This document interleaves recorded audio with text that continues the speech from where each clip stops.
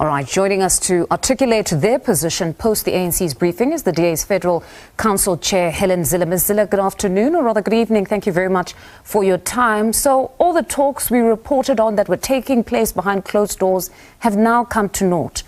You'll be taking up seats in opposition. Talk to us about this. Well, we were prepared to negotiate in good faith. We always are. And it was quite clear that the ANC did not want to negotiate a power-sharing agreement. They wanted to continue in full control and offer us a few positions to prop them up in government. And that isn't the will of the voters. We were only slightly smaller than the ANC in Gauteng. And we needed, in terms of the statement of intent that we signed at national level, we were entitled to take an equal share in the running of Gauteng and to ensure that we had a power-sharing agreement that reflected the national statement of intent. You were quite emphatic yesterday that you don't want to be co-opted, as you say, that you wanted meaningful power sharing that reflected the proportionality clause but also the will of the people. But some have argued that even when it comes to the national government of unity, even there, when you had stressed the need to reflect that proportionality clause, it wasn't to be, because the ANC did nevertheless get the lion's share of the cabinet posts. Well, at national level, the president can decide how big he wants to make the cabinet. And we expected him to have a smaller cabinet because that is what he'd committed to the voters that he would do. And we were expecting a cabinet of about 27 people. We got slightly more than half the ANC's total in the national election. So they got slightly less than double our total. And that is what we expected to argue for in terms of national representation. In the end, we settled for slightly less than that, without knowing that the ANC was going to announce such a hugely inflated cabinet and such a very large number of deputy ministers. And of course, the president has a right to expand the cabinet to whatever size he wishes, even though it's highly undesirable in a country like South Africa. But in Gauteng, that's entirely different.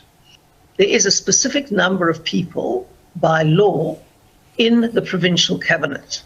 That is a premier and 10 MECs.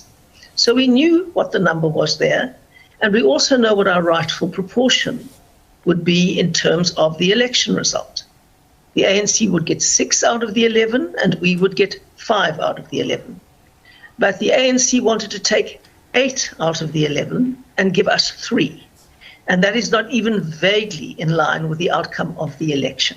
It is not a matter of bean counting.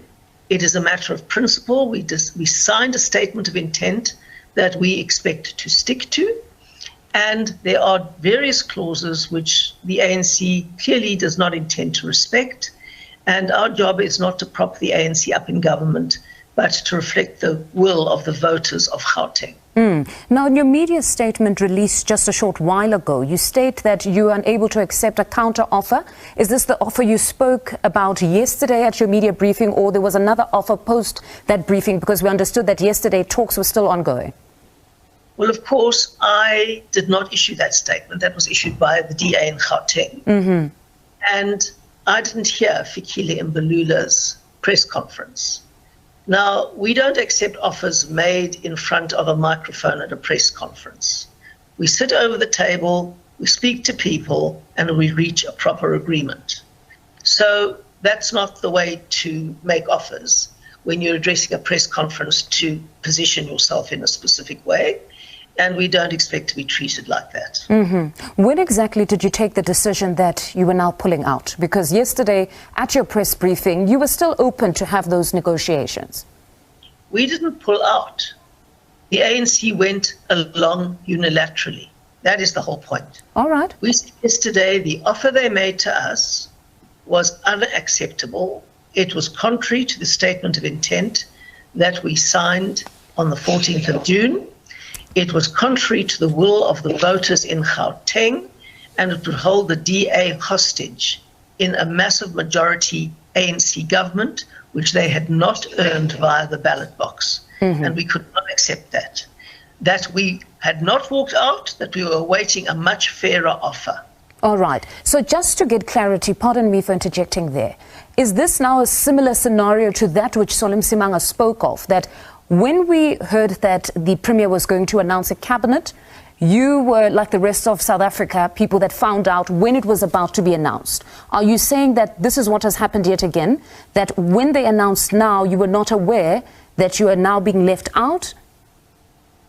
Well, the ANC does things unilaterally the whole time. And that is the problem. They haven't come to terms with the fact that they lost an election and that not everything is done on their terms, and they don't boss everybody around as if they got a clear majority. They did not.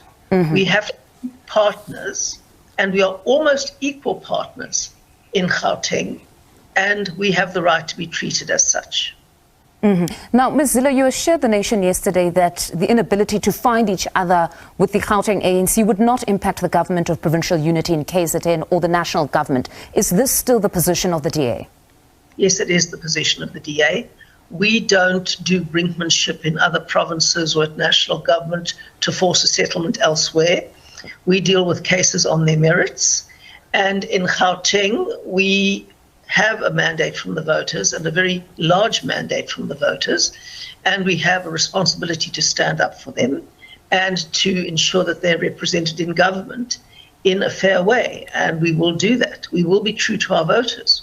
Another commitment that came from your provincial leader, Solim Simanga, yesterday was that you will not resort to pettiness or seek to perhaps sponsor a vote of no confidence in the Premier now that he has been elected. Is this still the commitment of the Democratic Alliance? Well, we can't make a commitment for a whole term, obviously not. But that there will be no pettiness? We're not petty. We're never petty. I mean, the point is we are principled.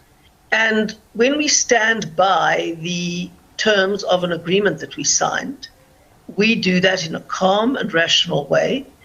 The ANC calls us arrogant. We say we stick by agreements that are signed by both sides, and it's not arrogant to expect other people to do the same thing. And that's where we are now. We aren't petty, but we negotiate in good faith, and we expect other people to negotiate in good faith with us. All right. Ms. Zille, thank you very much for your time this evening. That's Federal Council Chair Hellen Zille speaking to us.